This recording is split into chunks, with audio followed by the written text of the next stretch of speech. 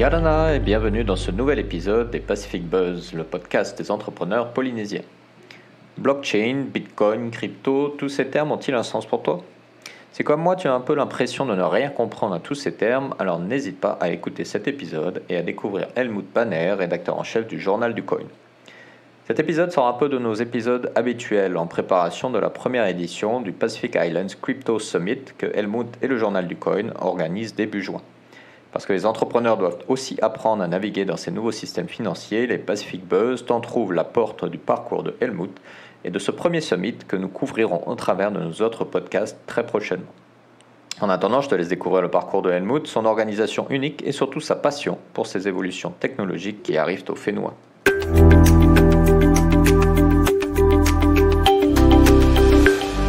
Helmut, Yorana. Yorana. Bienvenue dans les Pacific Buzz. Alors, on enregistre cet épisode en ligne parce que tu es très occupé et en plus, il me semble sur Montréal, donc c'est plus simple comme ça. Mais du coup, pour commencer, on va se jeter directement dans le bain. Est-ce que tu peux nous dire qui se cache derrière Helmut Banner, derrière cette personnalité qu'on commence à avoir de plus en plus à l'approche de ce sommet dont on parlera tout à l'heure? Juste nous dire voilà, un petit peu quel est ton parcours et qu'est-ce qui t'a amené à être là où tu es aujourd'hui? Ok, merci Philippe déjà de me convier à ton podcast. Ça me fait très plaisir d'y intervenir. Donc je suis Helmut Banner, je suis le rédacteur en chef du Journal du Coin. Alors le Journal du Coin, c'est un média, ce qu'on appelle un média pure player, c'est-à-dire qu'on n'est que sur Internet. Et on est, on est historiquement le premier média dédié à la crypto, la blockchain et d'une manière générale, ces derniers temps, le Web3, les NFT, les métaverses. Donc premier média en termes d'ancienneté et en termes d'audience, bien en France, en francophonie même.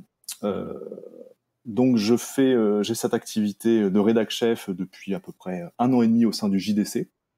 J'étais auparavant rédacteur.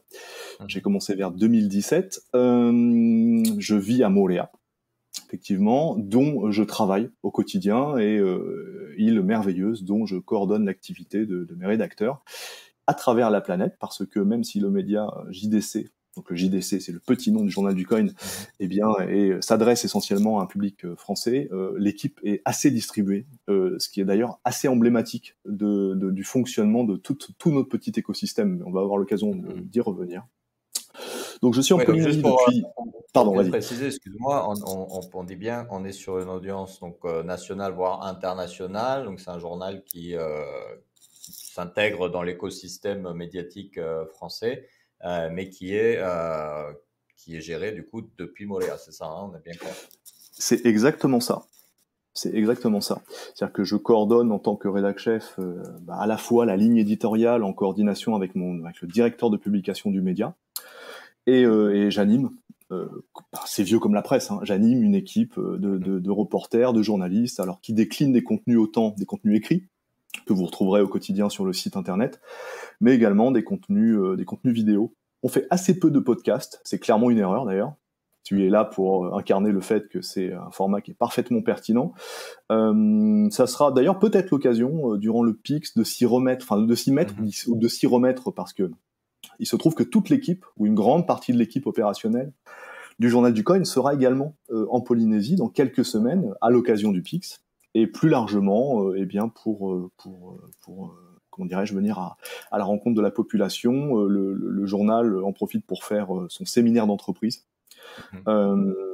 Travailler un peu sur l'opérationnel, le stratégique, faire un peu de team building à grands coups de quad dans la nature magnifique dont nous sommes les bénéficiaires, et au passage, essayer de renvoyer, et ça sera pas essayer, ça sera tellement simple que ça sera une réussite absolue, mais voilà, de renvoyer une image absolument fabuleuse de nos îles en tant qu'environnement, et pour travailler, et évidemment pour se faire plaisir. Donc c'est un peu un des sous-objectifs finalement du PIX. C'est une des choses que je mets peut-être un petit peu moins en avant, mais qui finalement fait partie intégrante de toute la dynamique autour du PIX. Une vraie promotion locale. Et alors du coup, qu'est-ce qui t'a amené sur Moorea, parce que tu n'es pas originaire d'ici, donc comment t'es arrivé ici, quel est ce parcours qui t'a amené là? Effectivement, je ne suis pas natif de Polynésie, je suis un pur produit de ma Normandie natale, France métropolitaine. En revanche, assez jeune, mon épouse et moi-même, eh bien, on a un peu décollé, on a traversé la planète un peu en tous sens, jusqu'à eh bien un peu rester à évoluer depuis ces 17-18 dernières années dans le Pacifique au sens large, Nouvelle-Calédonie, Vanuatu, les îles Salomon, vraiment un peu à droite à gauche. Et puis il y a une dizaine d'années, effectivement, on a fait escale en Polynésie, une escale qui s'est prolongée parce qu'il y a eu des évidences qui se sont imposées à nous, c'est-à-dire qu'on n'en a pas nécessairement conscience au quotidien, en tout cas pas tous, pas tout le temps, mais eh bien de l'environnement exceptionnel jusqu'à la bienveillance naturelle, on retrouve ici, voilà, certaines valeurs qui, de notre point de vue, sont très très importantes. Eh bien, il y a eu un effet, voilà, il y a eu un effet d'évidence, moralité. Je suis aujourd'hui très heureux, très, comment dirais-je, reconnaissant d'être en Polynésie, et cette reconnaissance d'ailleurs se décline typiquement par eh bien la mise en place de choses ici pour accompagner la croissance, pour accompagner les gens, pour mettre une petite pierre à l'édifice commun. Alors ça fait très cliché posé comme ça fait très citation instagrammable, hein, vous voyez. Mais pour autant, on est vraiment, enfin moi et voilà, et ma compagne qui m'aide beaucoup pour l'événement, on est vraiment animé par ça. D'accord. Voilà. Alors ça, c'est la partie localisation, on va dire, ou attachement à la Polynésie. Maintenant, le deuxième élément de ce que tu fais aujourd'hui, c'est la partie donc crypto, blockchain. A priori, tu es plus vieux que ce système-là. Donc, qu'est-ce que tu faisais avant? Qu'est-ce qui t'a amené petit à petit à t'intéresser à ce domaine et à vouloir t'y mettre à plein temps? Alors, c'est une question effectivement intéressante et fondamentale. Dans le cadre de mes activités avant de vraiment être à 150% dans l'écosystème crypto-économique, j'avais vocation à essayer d'être, comment dirais-je, d'accompagner les mouvements d'innovation, d'accompagner, si possible, en toute humilité, d'essayer de les anticiper. Généralement, ça rate parce qu'on est toujours surpris finalement, et c'est une très bonne chose, par la réalité de ce qui finit par s'imposer, de ce qui finit par arriver.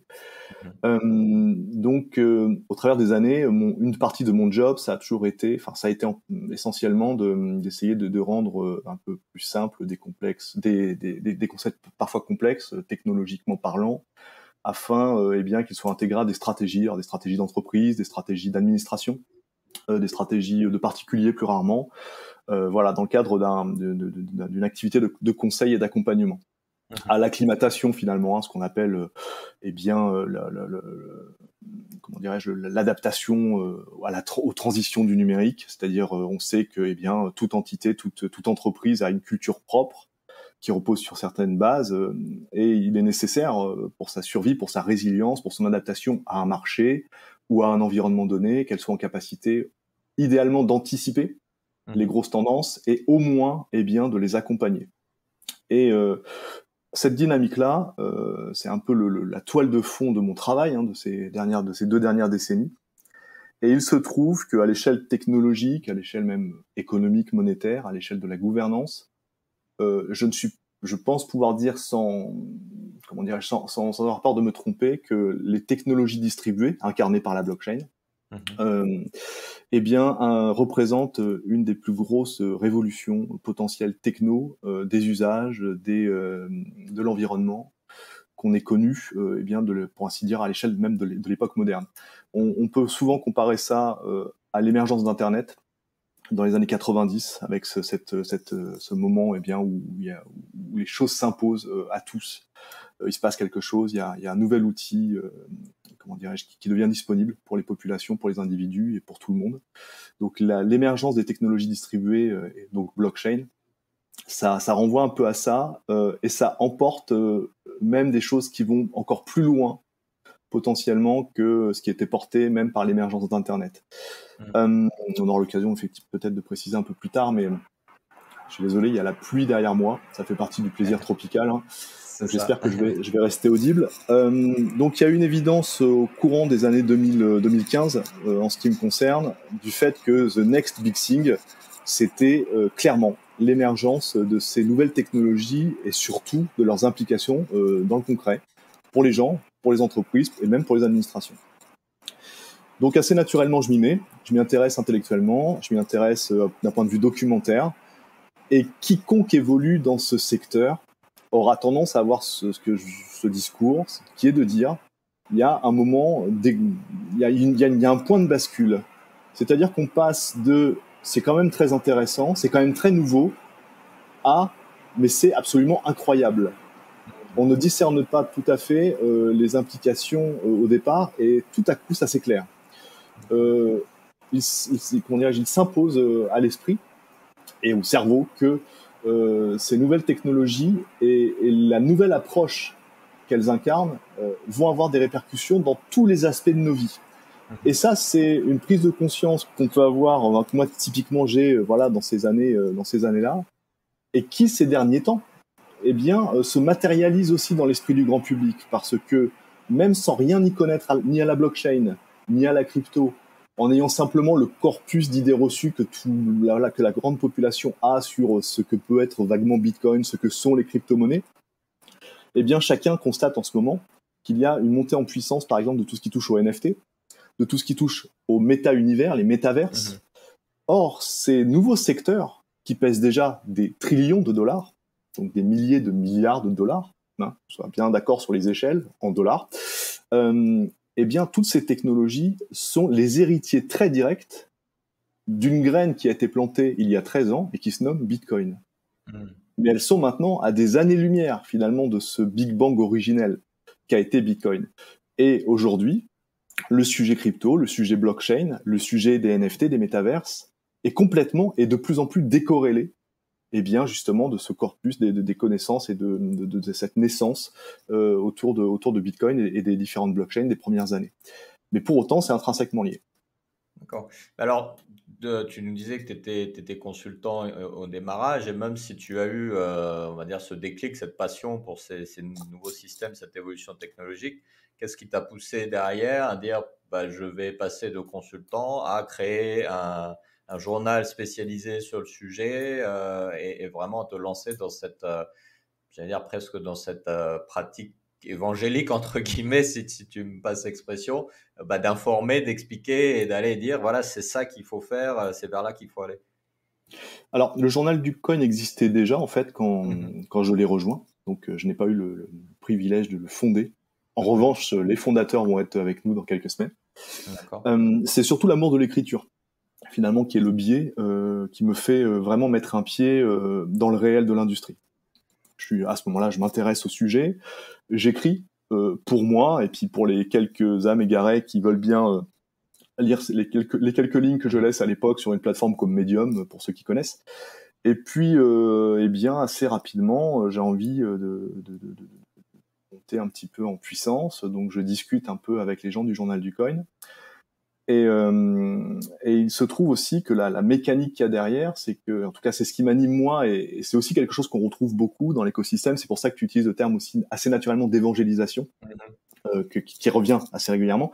C'est que dès lors qu'on s'intéresse au sujet et qu'on commence à mieux le comprendre, il y a une forme d'urgence à en parler et à essayer d'expliciter des choses dont on sait très bien que ce sont des choses parfois compliquées, souvent contre-intuitives, et même parfois un petit peu effrayantes, avec toutes les idées reçues, etc. Donc, voilà, quand on a un petit peu de sens de l'écriture ou une capacité à produire du contenu, vidéo, audio, etc., bien souvent les gens, très rapidement, ont envie de faire connaître à un plus large public, même si au début ça commence par les amis, la famille, et puis ensuite ça peut passer par l'écriture. Alors moi, en ce qui me concerne, c'est ce vecteur-là qui m'a emmené au Journal du Coin. Et il se trouve d'ailleurs, pour l'anecdote, que c'était fin 2017, me semble-t-il, le premier article que je soumets au Journal du Coin et qui sera publié, ça parle de Tahiti et de la Polynésie, comme étant, et comme quoi j'ai un peu de suite dans les idées, à l'époque déjà, j'explique que je pense que la Polynésie a des arguments à faire valoir, sans tomber dans l'angélisme, sans tomber dans une espèce d'effet tunnel qui ferait voir que les grandes qualités et qui négligerait les problématiques et, comment dirais-je, les écueils qu'il faut franchir. Mais déjà à l'époque, je porte l'idée que la Polynésie a un rôle à jouer, un rôle à prendre dans la croissance de l'écosystème. Je constate d'ailleurs que 4 ans plus tard, ma position qui est toujours la même, qui s'est affinée avec le temps, trouve un écho infiniment plus important, ce qui démontre bien qu'en toile de fond, il y a une croissance évidente à la fois de l'industrie, bien évidemment. Hein, on a été littéralement multiplié par 20, 30, 50 en termes d'opérationnel, en termes d'impact économique réel, etc. Et puis, le grand public, maintenant, constate qu'il y a des cas d'usage au quotidien qui commencent à pouvoir apparaître dans les médias, même les plus mainstream. Et chacun, même en ayant toujours des fois des réserves, se rend compte qu'il y a un vrai sujet qu'il faut creuser. Et dans cette grande mécanique, la Polynésie, plus encore qu'il y a 4 à 5 ans, a clairement sa carte à jouer. Carte qu'elle joue déjà, parce que typiquement, l'organisation en elle-même du sommet dans quelques semaines, avec le fait qu'on fait venir beaucoup de monde et que du coup on va créer ce focus international sous l'angle blockchain, sous l'angle crypto-économie, au bénéfice du Fénois, eh bien, quelque part, le pari est presque déjà gagné. On démontre que la Polynésie peut déjà attirer, peut déjà retenir l'attention.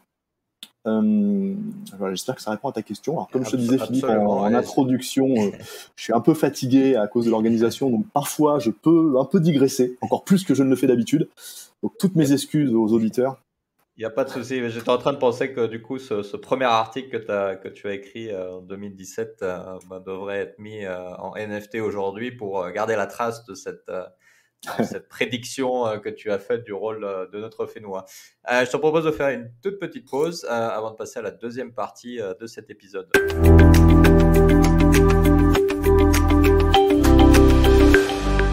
Et nous sommes de retour toujours avec Helmut Banner du journal du Coin et organisateur de PIX, Pacific Island Crypto Summit, qui aura lieu donc début juin au Fénois.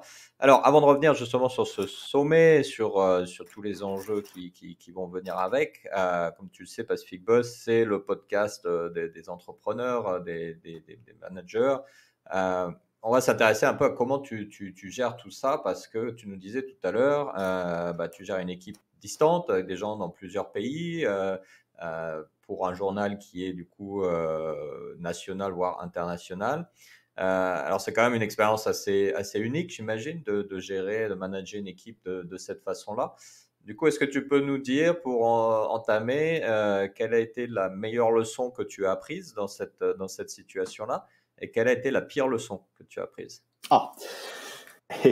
Alors, la meilleure leçon que je peux extraire un petit peu de la manière dont les choses se sont faites et dont elles se passent encore aujourd'hui, c'est que il ne faut pas se laisser impressionner par la posture du c'est impossible. On m'a beaucoup dit, mais c'est impossible de gérer une rédac en étant littéralement aux antipodes de ton équipe. On m'a aussi dit, c'est impossible dans le cadre d'un média qui est supposé coller à l'actualité et avoir une espèce de logique de flux continu pour justement faire son job d'organe de presse. Eh bien, tu ne peux pas t'offrir le luxe de dormir pendant que les équipes travaillent. Elles ont besoin d'être coordonnées, d'être organisées d'un point de vue éditorial, etc. Beaucoup de choses semblaient impossibles. Dans la réalité des faits, chaque jour qui passe, les choses s'avèrent parfaitement possibles, jouables, et au final, par une espèce de paradoxe, alors qui est autant dû à ma dimension un peu têtue, parce qu'en mode, tu sais, fameux dicton, quoi. On a dit on a oublié de te dire que c'était impossible, ou alors on te l'a trop dit, et du coup tu l'as fait. Ouais. Donc il y a un peu cette dimension-là, la volonté peut-être de pouvoir s'enorgueillir du côté finalement on a réussi. Donc là, ok, ça c'est un peu une aventure personnelle. Et puis en réalité, quand on est face à des difficultés vraiment un peu organiques, hors normes, qui semblent infranchissables, ça oblige à avoir une grande flexibilité et à créer des solutions complètement nouvelles et inédites et complètement adaptées. Il n'y a pas de modèle, en fait. C'est à la fois épuisant, c'est, pour être parfaitement honnête, stressant, alors même que l'écosystème média que tu connais, hein, Philippe, est lui-même un écosystème où il faut être extrêmement agile, extrêmement vigilant, extrêmement sur la brèche, hein, ça fait partie du jeu. Alors c'est passionnant, hein, il ne s'agit pas de dire que c'est une souffrance, mais ça fait partie de l'équation. Et de fait, quand tu rajoutes cette surcouche de complexité, alors horaire, isolement, on m'a beaucoup dit, mais attends, Internet en Polynésie, limite c'est le paléolithique, ça va jamais fonctionner, ça va couper, ça va planter. Et tout ça, ça s'entend. C'est-à-dire que ça s'entend parfaitement. C'est-à-dire que c'est même ça, on t'expose tout ça au départ, tu te dis, mais c'est parfaitement décourageant. Effectivement, c'est même pas la peine. Oui. Et de fait, tout se gère. Et la leçon que je retiens, c'est ça. C'est que tout finit par se gérer. Les choses se passent jamais comme prévu, que ça soit au quotidien sur la gestion, que ça soit en termes de projection et de plan. Mais c'est une très bonne nouvelle parce que ça oblige à garder une plasticité cérébrale. Ça oblige à garder le sens de l'adaptabilité. Et très honnêtement, ça a des implications et des avantages dans la vie pour tous les autres aspects c'est pas que du professionnel. Quand tu es dans cette mécanique-là, ça te contraint à rester justement un peu en alerte, avec de l'endorphine, avec un peu de nécessité de vigilance. Ça ne t'endort pas. On est tous soumis, on le sait,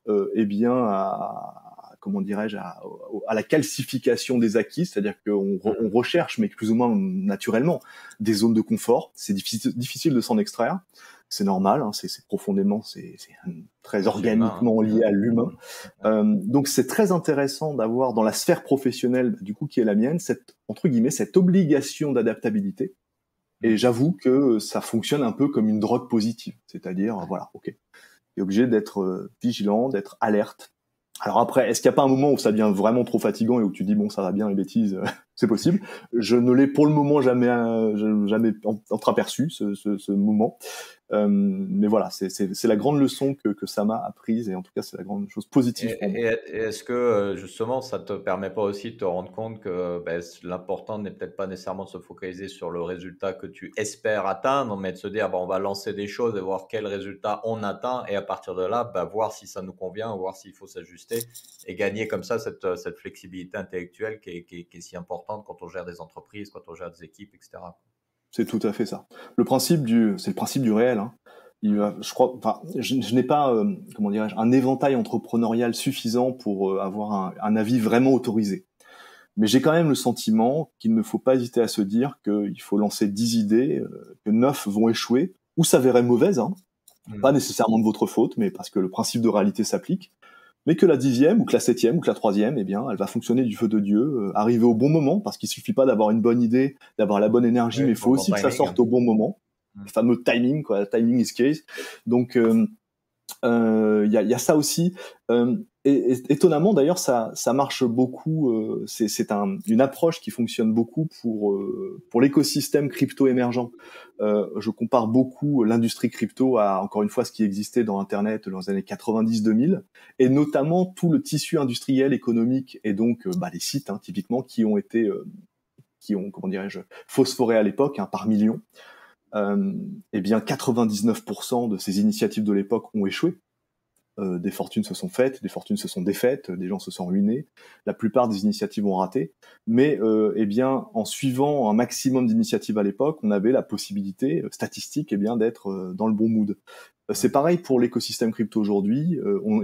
Tout professionnel te dira, tout professionnel sérieux te dira que ce soit le sujet des initiatives autour d'une tokenisation, par exemple. On en parlera au sommet de tout ça, mais autour d'une collection de NFT, autour de la mise en place d'un métaverse, on sait pertinemment que 90% des entreprises sont vouées à l'échec. Pas parce que les gens sont mauvais, pas parce que les initiatives sont malveillantes ou malhonnêtes, tout simplement parce que c'est écosystémique. Donc, il faut savoir diversifier ses approches, miser. Alors quand je dis miser, je parle pas nécessairement d'investissement. Je parle de miser dans le sens suivre, accompagner, s'intéresser à une multitude d'initiatives, en ayant chevillé au corps la certitude, encore une fois statistique, une grande partie va disparaître, c'est le jeu, et en espérant simplement que dans ce panel, on aura su détecter un peu en amont les futures pépites, les futurs acteurs crédibles, ceux qui vont vraiment faire bouger les lignes. Et finalement, c'est ça le cœur nucléaire à la fois de l'activité de notre média, le Journal du Coin, essayer d'éclairer, et bien sûr tout ça, pour que les gens puissent piocher et être éclairés sur la manière dont il faut appréhender le secteur. Et ça fonctionne aussi, pour le coup, d'un point de vue beaucoup plus pragmatique sur toutes les thématiques autour de l'investissement, de l'épargne, parce que on sait bien que c'est un sujet très important pour les gens. On sait bien que la plupart du temps, les gens qui arrivent sur le sujet de la blockchain, de l'économie crypto, c'est par le biais de les crypto-monnaies, l'investissement. C'est quasiment systématiquement une erreur. C'est un des sujets du Pix, hein. Alors quand je dis que c'est une erreur qu'on fait tous. Ça fait partie du jeu.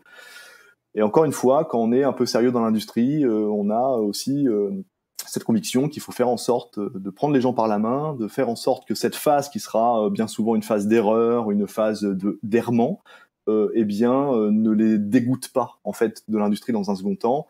Et plus important encore que dans ce cadre, ils ne risquent pas de tomber dans les escroqueries nombreuses qui existent dans l'écosystème, parce que c'est un écosystème naissant, c'est un écosystème nouveau, peu régulé, où le meilleur côtoie le pire. Voilà. Et alors justement, puisque tu parles du pire, donc tu nous as parlé de ta meilleure leçon. Ta pire leçon, c'était laquelle? C'était dans la logique entrepreneuriale. Ouais, toujours, dans ta façon de gérer ton équipe, dans cette logique de développement que tu as aujourd'hui, dans cet écosystème et dans cette approche que tu as mis en place. Alors je suis désolé, je vais te faire ce que je vais qualifier vulgairement de réponse à la con. Mais comme par tempérament, soit les bonnes expériences, j'essaye de les cultiver, de les valoriser, et les mauvaises, j'essaye d'en extraire, on va dire, la substantifique moelle pour en tirer des trucs cool et intéressants, au moins en termes d'enseignement. J'ai un peu de mal à identifier une pire expérience. Probablement, pour parler de choses très terre à terre, les erreurs de casting. C'est-à-dire que dans mon approche journalistique et dans mon approche dans l'écosystème crypto, encore une fois, je reconnecte à chaque fois parce que c'est très important pour comprendre un peu ma grille de lecture. On est dans un écosystème, donc je le répète, jeune, complexe, où il y a des pièges. Donc je suis extrêmement méfiant. Je suis extrêmement méfiant et j'applique un des mantras de la communauté, qui est d'une part ce qu'on appelle le fameux DIOR, Do Your Own Research, fais tes propres recherches, c'est-à-dire sois responsable, va chercher les documentations, et le Don't Trust, Verify. C'est-à-dire ne crois personne, y compris moi, vérifie. C'est-à-dire qu'on est dans un écosystème qui donne des outils qui permettent, par la transparence, par l'accès à l'information, par tout un tas de mécaniques, on est dans un écosystème qui est vérifiable.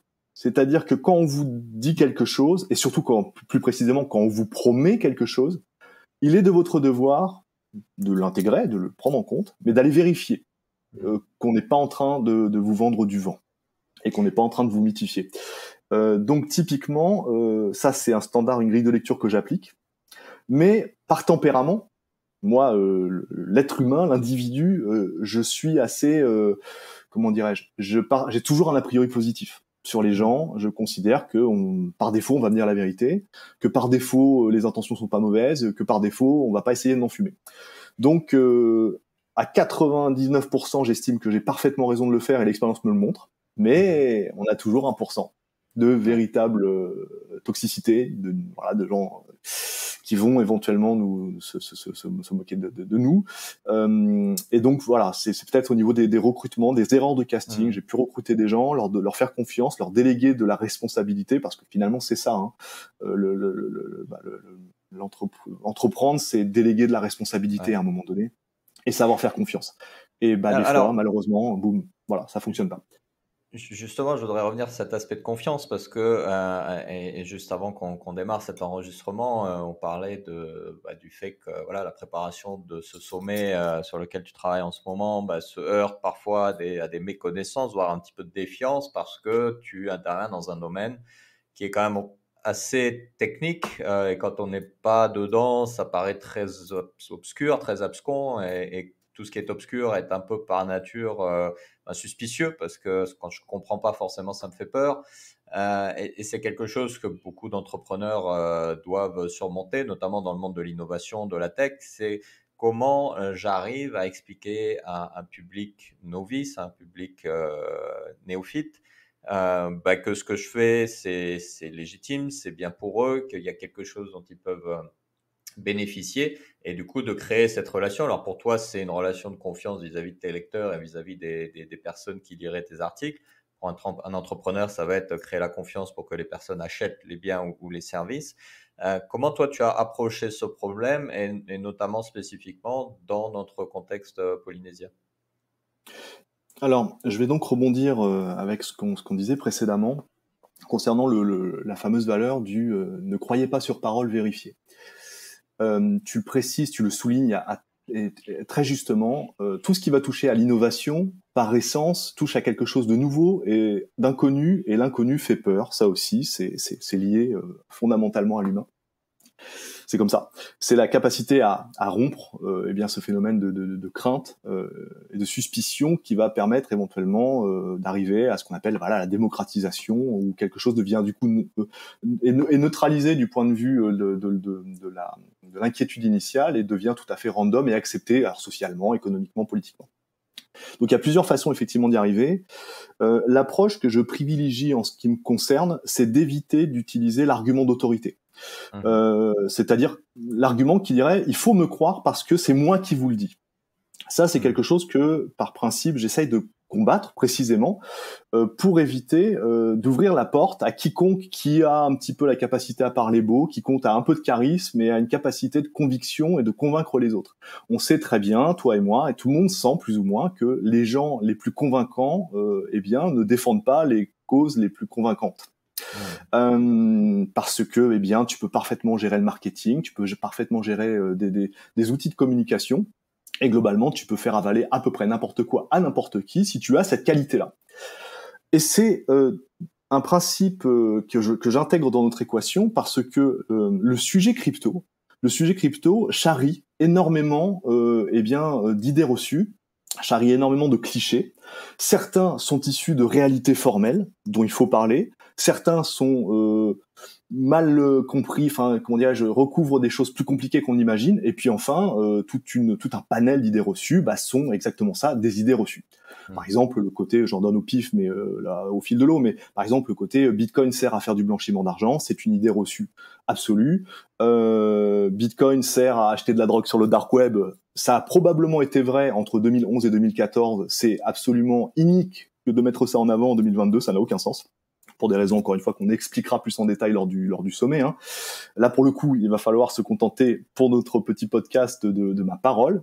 Mais là où je fais donc le lien, c'est que l'approche que je privilégie, c'est que je ne veux pas convaincre les gens. Je veux leur exposer les outils et les éléments qui vont leur permettre, à eux, d'aller vérifier que ce qu'on avance est vrai. Je vais prendre un exemple concret pour que ce soit plus précis. On a des acteurs crypto de toute nature, qu'on voit. Alors certains qui sont plus visibles que d'autres, par exemple sur les réseaux sociaux, on va voir tel projet crypto, telle crypto-monnaie, faut pas la rater. Et il est très compliqué pour le grand public, de faire le tri quand il part de zéro. Donc il est inutile d'essayer de convaincre les gens en simplement qui qu'on soit, qu'on soit un rédac chef d'un média ou un responsable d'industrie.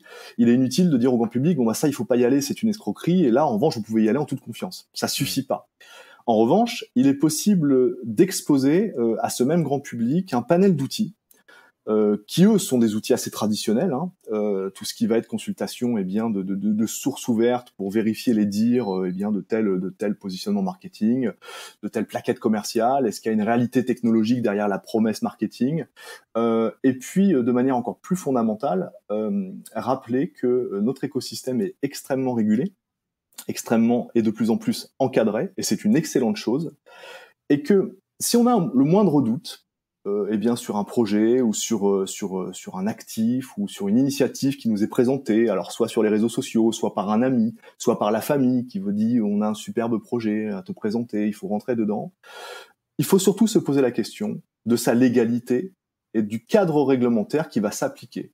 Et là, je pense qu'on parle de sujet crypto ou de n'importe quel autre sujet, et notamment en matière de finance, en matière d'investissement, il n'est pas illégitime de se demander quelle est la règle de droit qui s'applique, quel est le cadre réglementaire dans lequel ça fonctionne. Et dans ce contexte, pour la crypto, comme pour n'importe quel autre produit financier, il y a d'un côté des entreprises, des initiatives, des services qui existent et qui sont régulés, enregistrés auprès des autorités, des gendarmes financiers nationaux. Alors typiquement en France, c'est l'autorité des marchés financiers, la fameuse AMF, qui... Et ça, je vous l'affirme, et vous pouvez également aller évidemment le vérifier par vous-même, est quand même réputé comme étant parmi les plus rigoureux au monde. C'est-à-dire que créer un projet crypto en France régulé par l'autorité des marchés financiers, c'est un tel chemin de croix qu'une fois que le visa est obtenu, vous pouvez globalement y aller sans crainte.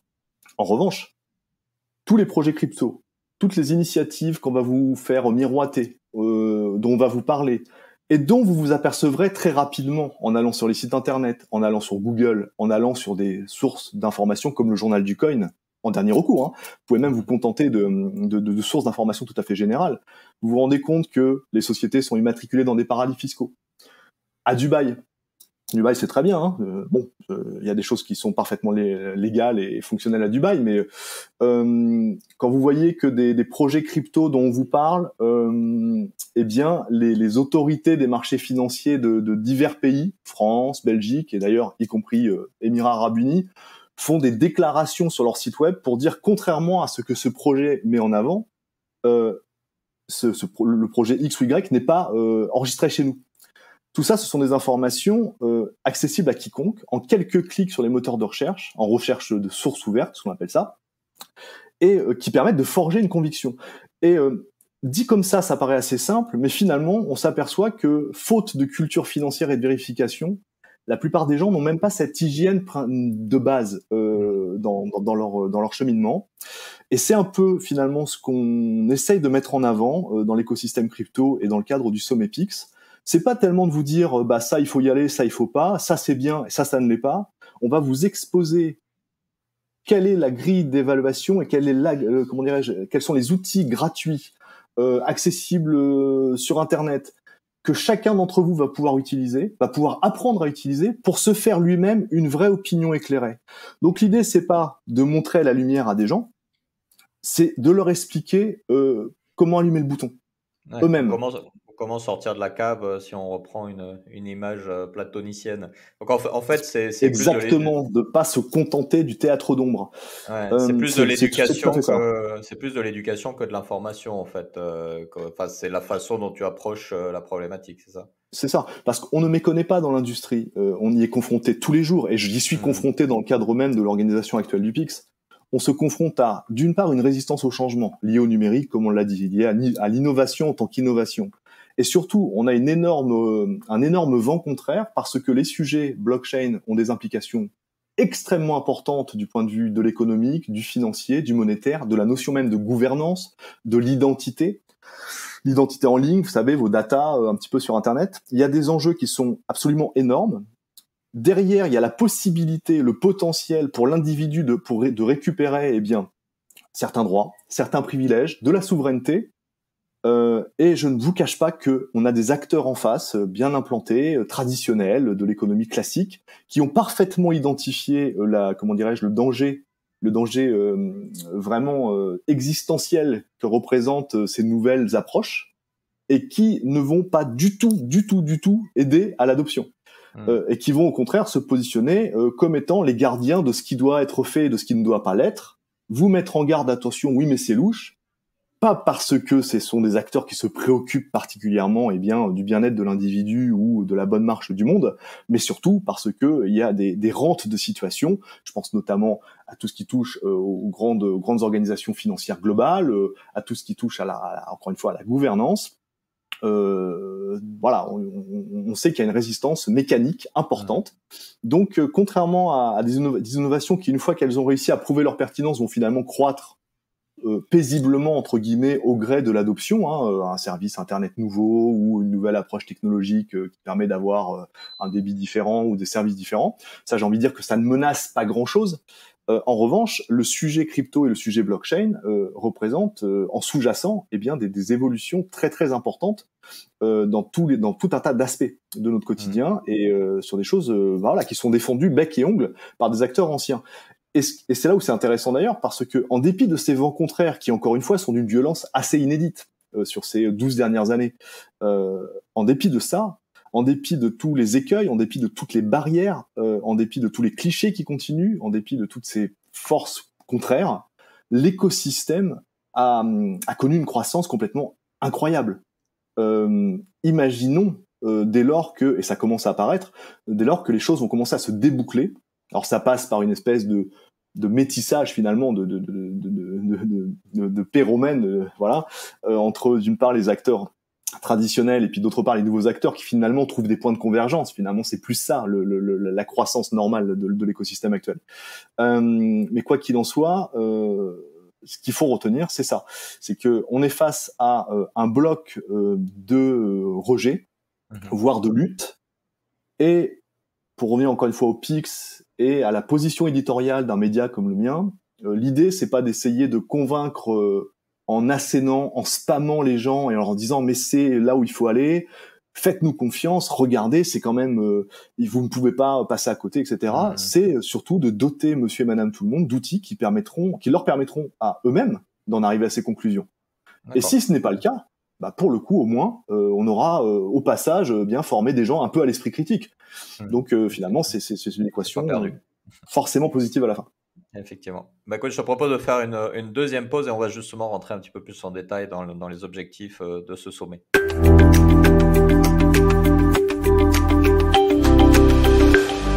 Et nous sommes de retour pour la dernière partie de ce Pacific Buzz, donc toujours en compagnie de Helmut Banner du Journal du Coin et organisateur des Pacific Island Crypto Summit, donc qui arrive début juin au Fénois. Alors, est-ce que tu peux justement nous donner les objectifs spécifiques de ce sommet? Alors, tu nous en as plus ou moins exposé les tenants et les aboutissants au tout début de notre conversation. Mais clairement, qu'est-ce que tu essayes ou espères achever pendant et à l'issue de ce sommet, spécifiquement au Fénois? Bon, ça pourrait tenir en 3 mots, hein. Éducation, éducation, éducation. Bon, au-delà de la cabriole, on a finalement 3 grandes verticales sur les 3 jours de sommet.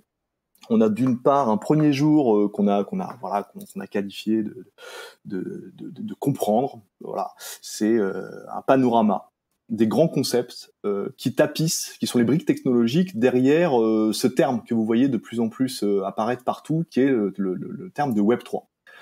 Comme souvent, bah voilà, terminologie nouvelle, ça renvoie à des trucs on sait pas trop, etc. On sait qu'il y a beaucoup de zones d'ombre. Ça peut sembler parfois d'ailleurs nébuleux et même un petit peu, passe mon expression, un peu bullshit, tu vois, ce qu'on appelle les buzzwords.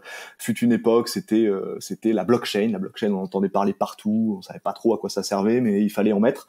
Et bien là, on a un peu la même chose avec le Web3, mais pour autant, l'idée, ça va être d'expliquer de manière vraiment simple, accessible à quiconque, ce qu'est le Web3 et en quoi ça va vraiment tout changer en termes de consommation des services numériques.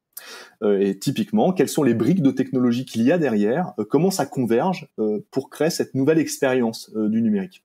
Et en quoi c'est différent du Web 2.0 qu'on connaît depuis le milieu des années 2000, qui était lui-même différent du web originel des années 90. On reviendra rapidement là-dessus, pour que chacun comprenne eh bien que c'est une évolution naturelle de quelque chose d'existant, mais qui pour le coup renverse pas mal de choses.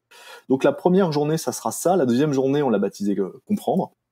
On ira un petit peu plus loin dans l'explicitation, j'ignore si ce terme existe, des concepts. On va parler finances décentralisées, on va parler eh bien des cas d'usage des non-fungible, des fameux non-fungible tokens, les NFT, qui ne sont pas juste des images de singes moches qu'on s'échange des millions de dollars, qu'il y a évidemment quelque chose d'autre derrière, comme chacun est supposé devoir s'en douter. Ou de très jolis dinosaures, je n'osais pas t'en parler. Là, pour le coup, si vous avez des millions de dollars à dépenser, c'est plutôt de ce côté-là. C'est évidemment une plaisanterie, que personne n'y aille. Je les donne, moi, mes dinosaures, tu vois, pour dire à quel point je suis quelqu'un d'intéressé. Donc, ces 2 premiers jours seront consacrés, voilà, à ce panel, en fait, d'acclimatation au sujet, avec un souci permanent, ramené à chaque fois sur des choses concrètes liées à la Polynésie. J'allais dire le problème ou le souci, c'est un peu dur comme terme, mais un truc qu'on voit beaucoup dans les sommets crypto, blockchain, à travers le monde, c'est que on a des gens passionnés qui parlent à d'autres gens passionnés de choses passionnantes, mais seulement pour eux. Et qui sont très franchement difficiles à comprendre pour quiconque n'est pas dans le sujet 24 heures sur 24. L'idée, dans l'idéal, c'est que quelqu'un qui n'y connaît vraiment rien, mais vraiment, c'est-à-dire qu'il a juste son corpus d'idées reçues sur Bitcoin, sur c'est quoi ces machins-là, puisse sortir à l'issue du sommet en disant c'est bon, je sais à quoi ça sert, je comprends d'où ça vient, j'ai plus peur, et non seulement j'ai plus peur, mais j'ai hyper envie de m'en servir maintenant. Et donc s'en servir, il est très important dans ma mécanique éditoriale qui va être de dire comment vous, les gens du Fénois, les Polynésiens, entrepreneurs, étudiants, artistes, commerçants, vous allez pouvoir vous accaparer la technologie NFT pour avoir un nouveau vecteur pour diffuser de l'art. L'autre, les nouveaux moyens de paiement que permet l'écosystème crypto-monétaire. C'est-à-dire qu'il ne s'agit pas de dire que Bitcoin va remplacer la monnaie mondiale, hein, c'est pas du tout la posture d'un sommet comme le PIX, hein. C'est pas ce qu'on appelle un événement maximaliste, où il va s'agir d'être entre exalté à expliquer que de toute façon le monde actuel va finir en flammes et que va s'ériger comme monnaie unique et mondiale le Bitcoin. Simplement de dire, voilà de nouveaux vecteurs de paiement dans vos commerces, ça peut ne pas être stupide de les ajouter. En plus du reste, vous allez toucher un public de 10% supplémentaire, vous allez avoir des paiements supplémentaires, c'est plutôt intéressant. Et en plus, c'est valable que vous soyez un énorme industriel de la place ou un vendeur de perles au bord de la route, hein. C'est très très large. Et donc on a ces 2 premiers jours, et enfin on a un 3e jour qui est à mon avis le plus stratégique, qui va être orienté emploi, croissance, développement. Comment on peut bosser dans l'écosystème Web3 en restant sur le Fénois? Pour le coup, j'incarne assez bien le phénomène, mais sachez que c'est assez discret, mais il y a beaucoup de monde en Polynésie, y compris dans les archipels un peu éloignés, qui bossent dans l'écosystème tous les jours, qui en tirent des revenus et qui en vivent. Et pas seulement avec des paiements crypto, hein, avec des salaires normaux, entre guillemets, classiques, pour des activités qui le sont qui sont également tout à fait classiques. On n'est pas obligé, voilà, d'être dans le développement, dans le codage de smart contracts sur des blockchains pour travailler dans le Web3. Vous pouvez tout à fait être rédacteur web, être graphiste, être web designer, et travailler dans l'écosystème Web3. Vous pouvez être community manager et travailler bien sur justement, il se trouve que dans l'écosystème, on a une grosse dimension communautaire et qui demande beaucoup de ressources. Donc jour 3, l'emploi. Voilà, comment faire pour décrocher du boulot, comment faire pour faire croître son entreprise. Et il y a aussi 2 dynamiques sur le sommet qui sont à mon avis très importantes. C'est d'une part, on va offrir à la Polynésie une exposition à des acteurs internationaux, parce que si vous avez un petit peu suivi l'actualité, on a des partenaires qui nous font la gentillesse, le plaisir, voire parfois l'honneur, d'accompagner le sommet. On parle d'acteurs qui pèsent des dizaines de milliards de dollars. Alors je sais, c'est assez vulgaire, on posait comme ça, mais une très très grande plateforme comme Binance, etc., qui seront présentes au sommet. Absolument. C'est impressionnant. Et par exemple, Binance, donc premier acteur crypto mondial, hein, pour le dire de manière extrêmement basique. Et chose intéressante, je trouve que ça incarne plusieurs trucs. Premièrement, on fait venir Binance, qui a pas, enfin, c'est inédit, hein, en Polynésie française, bien évidemment. Il y a un cadre de Binance qui va être là. Et pour rappeler qu'encore une fois, le PIX, ce n'est pas venez vous former et apprendre à faire du trading de crypto-monnaie, devenez riche grâce à Bitcoin. On est à des années-lumière de ça. On est sur un événement qui va expliquer comment, eh bien, toute l'économie polynésienne et les Polynésiens peuvent s'inspirer, s'acclimater au sujet pour eh bien croître, pour grandir, pour apprendre. Et typiquement les acteurs qui vont venir, et donc je reviens à Binance, le gars qui vient de Binance, ce n'est pas quelqu'un qui est responsable du marketing, ce n'est pas quelqu'un qui est responsable de la mise en place des services qui permettent de faire ce qu'on appelle du trading à effet de levier, c'est-à-dire des outils qui sont dédiés normalement à des traders professionnels et qui sont effectivement accessibles à monsieur et madame tout le monde. Le cadre de Binance qui vient, c'est celui qui s'occupe de la régulation et de la conformité européenne. C'est-à-dire que c'est quelqu'un qui est là pour dire, voilà, pour être un acteur sain, pour être un acteur normal, un acteur en lequel les gens vont pouvoir avoir confiance, eh bien moi, mon travail, c'est d'être main dans la main avec les autorités financières, avec les gendarmes boursiers, pour créer le cadre qui permet de travailler pour les gens en toute sécurité, pour nous en pleine croissance, dans une espèce de concorde intelligente. Il faut savoir que ces dynamiques-là, on les trouve même pas dans l'écosystème bancaire traditionnel. Voilà, on a tous en tête les quelques dérives à travers le monde, à travers les continents, hein, des entités bancaires qui parfois font complètement n'importe quoi. Paradoxalement, les gros acteurs crypto qui aujourd'hui font avancer l'écosystème sont soumis à des règles qui sont plus rudes, plus difficiles et appliquées de manière plus sévère que s'ils étaient des banques. C'est-à-dire que eux doivent montrer 3 fois patte blanche. Pour pouvoir distribuer des services, etc. Donc on va avoir ce cadre de Binance qui est là pour dire, voilà, l'idée c'est pas de vous engager sur des choses qui vont vous faire perdre de l'argent. L'idée c'est pas de vous faire miroiter des choses, c'est de vous rappeler, eh bien, qu'on est à un tel niveau de croissance de l'industrie et de l'écosystème qu'on se responsabilise, qu'on est même à l'origine de la création, de l'émergence de nouveaux cadres qui permettent, encore une fois, une sécurisation maximale de la clientèle, une croissance saine, Le tout, encore une fois, sous le regard approbateur et vigilant des autorités financières. Je reboucle avec ce que je disais tout à l'heure. Je suis désolé parce que c'est un point qui est très important.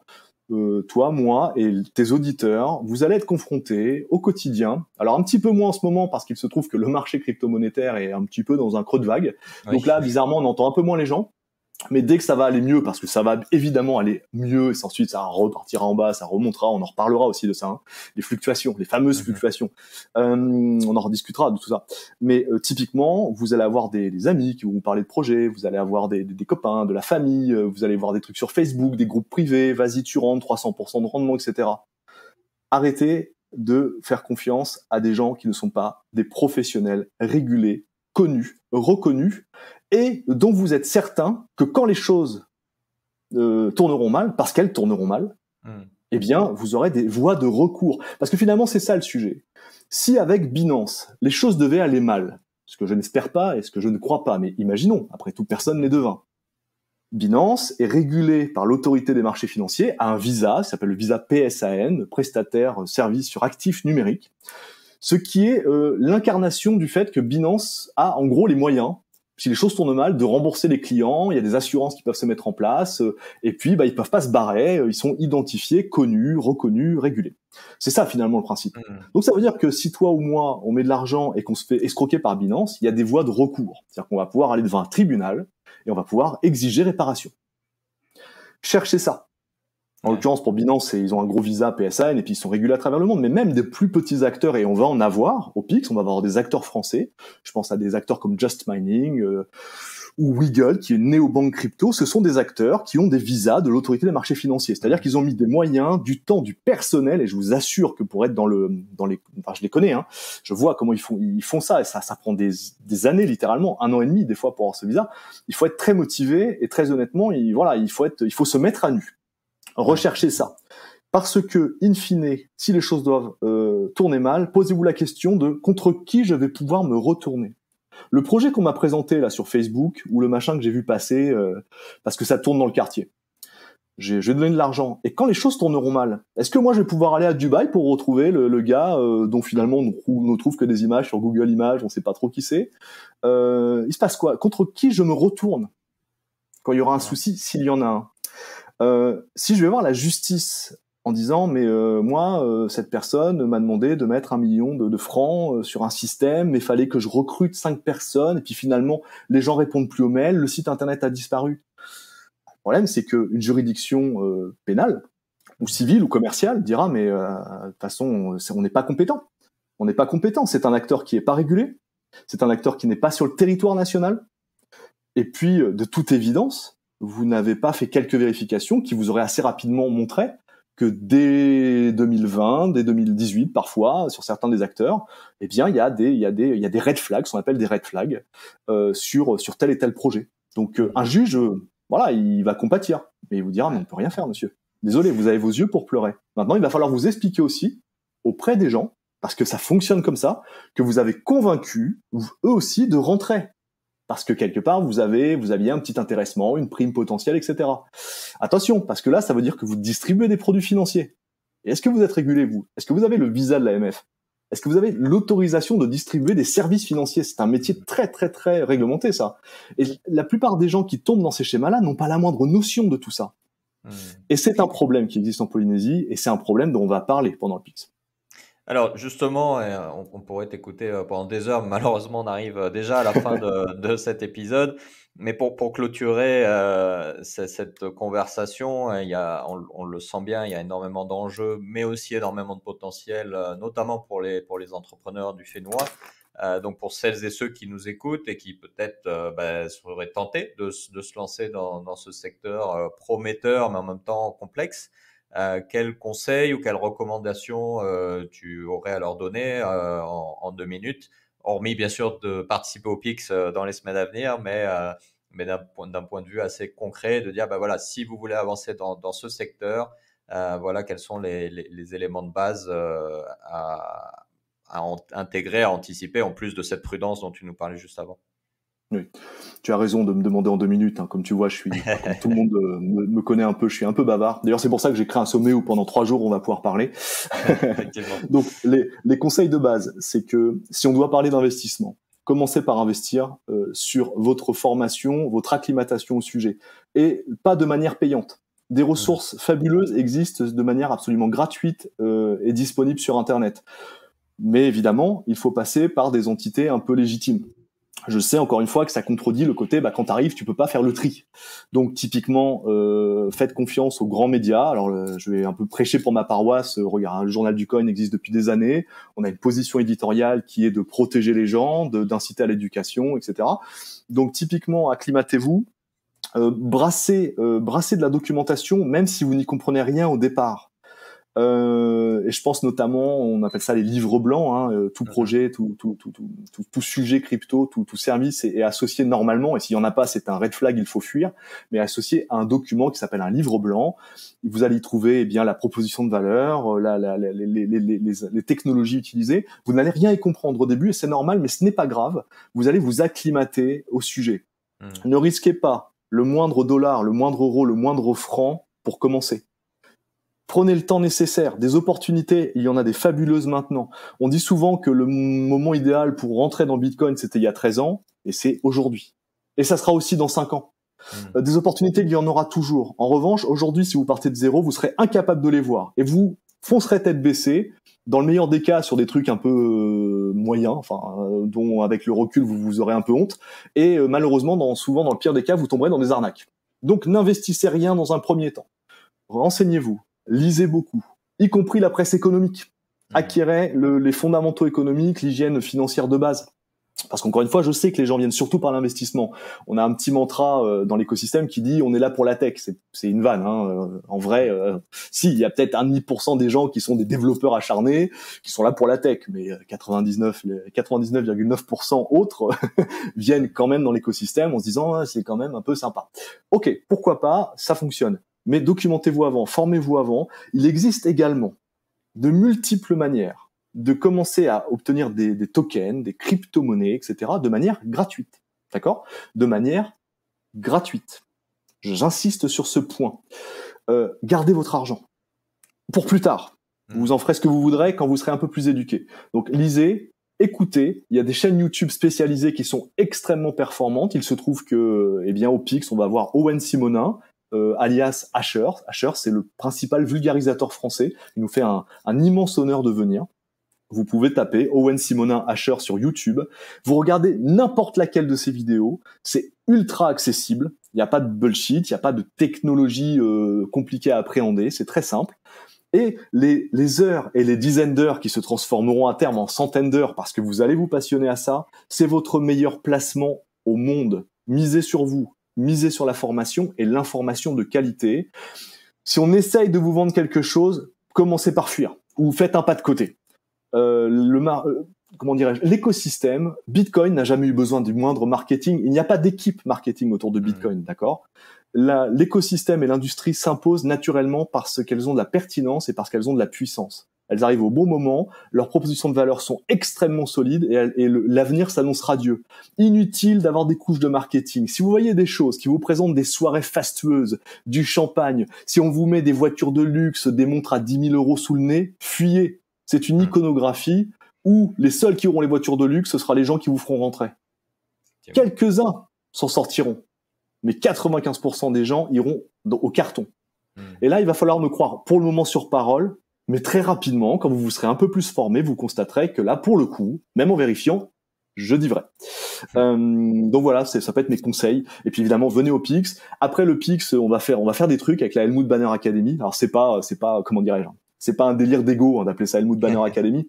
Mais comme j'ai un patronyme un peu connu maintenant, et puis que normalement je suis réputé justement pour cette recherche de pédagogie, cette recherche de sécurisation des gens, et que parmi mes principes, il y a ça, hein, c'est le gratuit a une valeur. C'est pas parce que on dit souvent quand c'est gratuit, c'est vous le produit. C'est très vrai en marketing.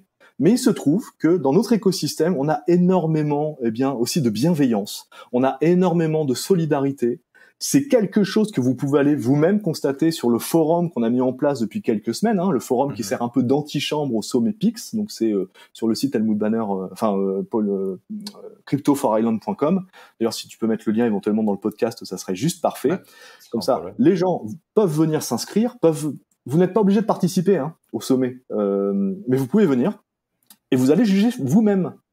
Personne ne cherchera à vous vendre la moindre chose. De toute façon, je rappelle que le PIX est gratuit, le PIX n'est pas commercial.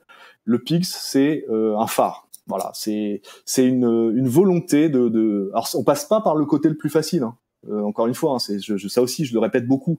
La facilité, si j'avais voulu monter un sommet en attirant 5000 personnes, que je faisais payer 10 000 francs le billet, je le faisais. C'était très très facile. On a choisi un sujet qui est pas sexy. L'éducation, la régulation, l'accompagnement. On combat aujourd'hui encore tous les jours les pesanteurs. On a des acteurs locaux qui voulaient nous accompagner, puis finalement, ils se disent que oui, mais non, Bitcoin, quoi. Si je pouvais ne pas parler de Bitcoin pendant 3 jours, je t'assure, je t'assure que je le ferais. Mais pour autant, on va pas cacher non plus, sa dimension innovative et puis le fait que c'est encore une fois la graine initiale de tout ce qui se passe aujourd'hui dans l'écosystème. Mais j'espère que du coup, vous percevez ça maintenant. Et ça va être ça, le PIX. Voilà. Ok. Et est-ce que tu peux nous rappeler les dates du coup du sommet ? Alors, dimanche 5, lundi 6, qui est férié pour mémoire, et mardi 7. Donc sur 3 jours, de 8h30 à 16h, sur le site de l'Intercontinental de Farah, dans la salle de conférence. D'accord. On va inviter tout le monde à venir s'intéresser à ce sujet si passionnant et en même temps si intriguant. Et à y aller avec toute la prudence que tu nous recommandes. Helmut, merci beaucoup pour ton temps et pour cette discussion fascinante. Et rendez-vous au PIX du coup. J'espère, on t'attend.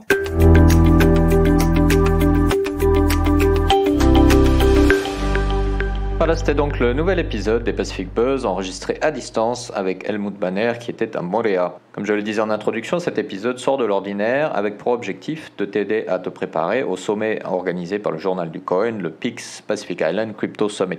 Si les questions de blockchain, crypto et autres bitcoins t'intéressent, n'hésite pas à retrouver notre conversation également avec Lord Fusitua, officiel tongien qui cherche à révolutionner l'économie du royaume de Tonga via la blockchain que tu peux retrouver sur toutes tes chaînes de podcasts préférées. Un épisode en 3 parties qui décryptera pour toi tous les enjeux de cette technologie dans le Pacifique. Et nous continuerons la couverture de ce sommet PIX dans les prochaines semaines via nos autres médias digitaux. Reste donc connecté à nos réseaux sociaux pour toutes les informations sur le sujet. Si cet épisode t'a plu, n'hésite pas à le partager avec tes proches, tes collègues ou ta famille. N'hésite pas également à le partager sur les réseaux sociaux, à le noter sur ta plateforme de podcast préférée. Ce sont tes retours et tes partages qui nous aident à continuer. Je te retrouverai très bientôt pour un nouvel épisode, un ou une nouvelle entrepreneur, et d'ici là, prends bien soin de toi et à bientôt. Nana!